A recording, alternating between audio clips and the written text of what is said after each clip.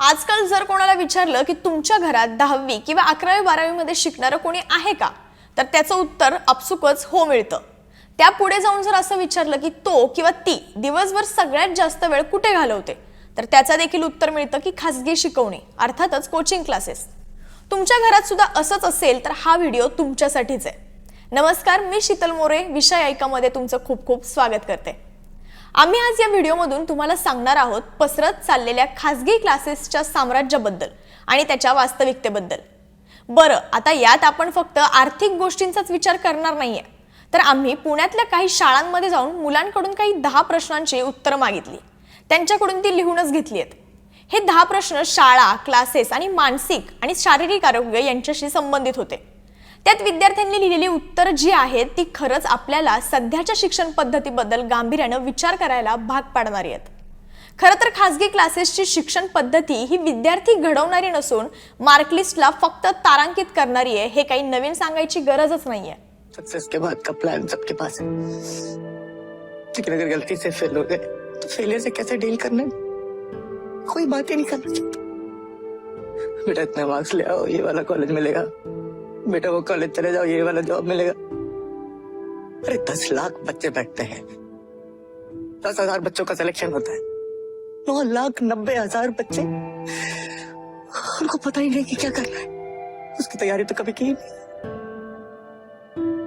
उनको लगता है कि वो एग्जाम में नहीं, वो लाइफ में फेल हो रहे हैं. भाई, विद्यार्थ्यांच्या मानसिक जीवनावर आधारित कितीही चित्रपट, वेब सिरीज किंवा शॉर्ट फिल्म आल्या तरी पालकांना विद्यार्थ्यांवरचा फक्त मानसिक दबाव कळतो, पण तो वळत नाही. अशीच आजची स्थिती आहे. खरं तर 90च्या दशकातील शिक्षण क्षेत्राचा, विशेषतः महाराष्ट्रातील शिक्षण क्षेत्राचा विचार केला तर लातूर पॅटर्ननं प्रचंड धुमाकूळ घातलेला. लातूर जिल्ह्यातले विद्यार्थी भरघोस मार्कांनी पास होत होते. प्रत्येकाला जवळपास 90% वरती मार्क मिळत होते. महाराष्ट्रातील एकाच जिल्ह्यातील विद्यार्थी जास्त टक्के मिळवून यशस्वी कसे होत आहेत असा प्रश्न अनेकांना पडू लागला आणि तिथूनच खासगी क्लासेसचा विस्तार वाढायला लागला. मुलाला उत्तम गुण असतील तरच त्याचं करिअर आणि पर्यायानं भविष्य घडतं, अशा मानसिकतेला भारतात आजही खतपाणी घातलं जातं.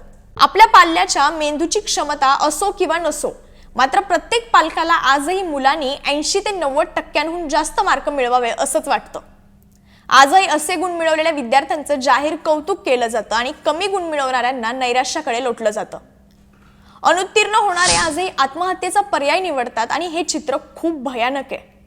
कारण एका तर मुलीचं असं म्हणणं होतं की माझं आता 10वीचं वर्ष आहे आणि पालकांच्या अपेक्षा आहेत की मी 90% वरती मार्क मिळवावे, पण मला शाळा आणि क्लास या दोन्हीकडचा अभ्यास होत नाहीये. शाळा आणि क्लास सांभाळता सांभाळता आवडीच्या गोष्टी करता येत नाहीयेत, छंद जोपासता येत नाहीयेत, पण माझ्या घरची परिस्थिती सुद्धा खूप खराब आहे आणि त्यामुळे घरच्यांच्या अपेक्षांपुढे मला काहीच बोलता येत नाही आणि या सगळ्या गोष्टींचा ताण येतो आणि कधी कधी जीवनच नकोसं होतं. हेच विद्यार्थी पुढे जाऊन ह्या बरबटलेल्या शिक्षण पद्धतीचा, पालकांच्या अपेक्षांचा, समाजाच्या अपेक्षांचा बळी ठरतात आणि तोपर्यंत वेळ निघून गेलेली असते. पण आपल्या समाजाला हे सगळं जरा सुद्धा बदलावंसं वाटत नाही, ही शोकांतिका आहे. कहर म्हणजे खासगी क्लासेसची दिवसेंदिवस वाढत चाललेली भरमसाठ फी पाहून पालकांचे डोळे देखील पांढरी होण्याची वेळ आली आहे. मात्र तरीही आपल्या मुलानं अमुक एवढेच टक्के मिळवून पास व्हायचं, ह्या अपेक्षानं पालक आपल्या मुलांचं ऍडमिशन हे खासगी क्लासेसमध्ये करूनच घेतात. खरं तर शाळा किंवा कॉलेज सुरू असताना सरकार जसं अनेक निकष लावतं, जसं की शिक्षकांची पात्रता, इमारत, व्यवस्थापन आणि इतर काही गोष्टी, तसं खासगी क्लास सुरू करताना निकष ठरवणारी, लायसन्स देणारी सरकारची कोणतीही यंत्रणा नसल्यानं कसलीही परवानगीची गरज पडत नाही. स्वतःची विशिष्ट शैक्षणिक पात्रता नसताना अनेक लोक आपल्याला शिकवायला न जमणारे विषयही शिकवायला घेतात. एकदा क्लास लावला की आपली जबाबदारी संपली, या बहुतेक पालकांच्या वृत्तीमुळे रोजच्या रोज क्लासमध्ये पाल्याला काही मिळतं का नाही हे लक्षात न घेणाऱ्या पालकांमुळे विद्यार्थ्यांचं शैक्षणिक आणि मानसिक जीवनाचं नुकसान तर होतंच, पण यामध्ये स्वतः पालकांचं देखील खूप मोठ्या प्रमाणावर आर्थिक नुकसान होतंय आणि या सगळ्यामध्ये क्लास चालकांचं फावतं ते वेगळंच. खासगी क्लासेसच्या गुणवंत विद्यार्थ्यांच्या जाहिराती भरमसाठ वाढल्यात. 10वीला 90च्या घरात गुण मिळवणारे 12वी सायन्सला गेले तर अनेक जण तिथं फर्स्ट क्लासही मिळवू शकत नाहीत. अनेक कॉलेजच्या व क्लासेसच्या शिक्षकांना माहिती असतं की कोणता विद्यार्थी सायन्सला, इंजिनिअरिंगला पुढे चांगलं यश मिळवू शकतं, तर कोण नाही मिळवू शकत. पण स्वतःच्या फायद्यासाठी जो पुढे चालणार नाही त्याची साईड किंवा कोर्स बदलून घ्या असं विद्यार्थ्याला किंवा त्याच्या पालकांना सांगणारं आणि त्यांच्या निर्णयापासून मागे आणण्याचा प्रयत्न कोणीच करत नाही. व पुढे जाऊन यश न मिळाल्याने तो विद्यार्थी नैराश्यात जातो. तोपर्यंत क्लासला आर्थिक फायदाही मिळून गेलेला असतो. खासगी क्लासेसला आर्थिक फायदा नेमका कसा होतो आणि त्याचा आकडा जर तुम्ही ऐकला तर तुम्हाला आश्चर्य वाटेल. क्लासेसमध्ये वेगवेगळ्या कोर्सचे विषयाचे विद्यार्थी एकाच बॅचमध्ये घेणं शक्य होत नाही.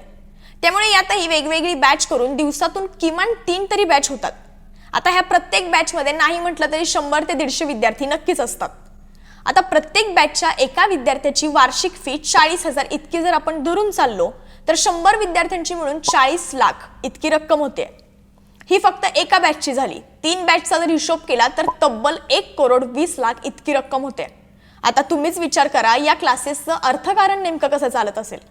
अभ्यासाव्यतिरिक्त विद्यार्थ्यांना विचारलेला अजून एक प्रश्न होता तो म्हणजे मैदानी खेळांसाठी तुम्ही वेळ देता का आणि इतर कोणते कलेचे क्लास लावलेत का. तर हाताच्या बोटांवर मोजता येतील इतक्याच मुलांचं उत्तर हो असं होतं. पण बाकीच्यांचं म्हणणं असं आहे की घरच्यांना वाटतं की 10वीचं वर्ष आहे तर खेळांना आणि इतर काही गोष्टींना वेळ न देता सारखं फक्त अभ्यासच केला पाहिजे. काही वेळी आमचे पालक इतर मुलांशी तुलना करतात, त्यांच्या मार्कांशी तुलना करतात, पण आम्ही जर आमच्या करमणुकीचं साधन म्हणून दिवसातून 1 तास जरी या खेळाच्या किंवा कलेच्या क्लासला गेलो तर आम्ही फ्रेश राहू शकतो. फ्रेश राहिल्यानं अभ्यासातही मन लागेल.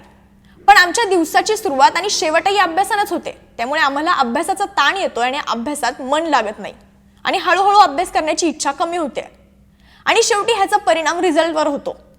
यामुळे पालकांनी हे लक्षात घेणं गरजेचं आहे आणि महत्त्वाचं देखील आहे की मुलांच्या शिक्षणात पुस्तकांसोबतच कलेची जोड असेल तर त्यांची शिकण्याची गोडी आणि ओढ नक्कीच वाढत जाते.